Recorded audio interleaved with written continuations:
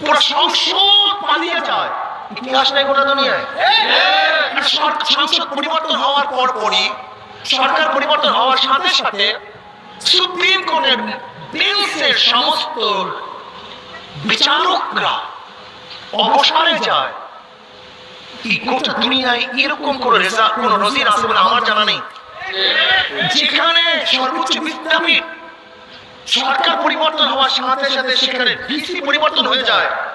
আমার জানা নেই। এমনকি দলের সমস্ত লোকগুলি পালিয়ে বেড়ায়, আমার জানা নেই। আজকে কেউ বুক ফুঁড়ে বলতে পারে না আমি আওয়ামী লীগ, এটা বলতে পারে না। অথচ আমরা দেখছি আওয়ামী লীগের আমলে যেখানে বলার কথা ছিল না প্রশাসকদের, প্রশাসনের লোকদের দলীয় পরিচয় দেওয়ার কথা ছিল না, কিন্তু আমি দেখছি হাজারো গর্ব করে বলতো আমি অমুক জায়গার সিএস ছিলাম, আমি অমুক ইউনিভার্সিটি ভিসি ছিলাম, আমি অমুক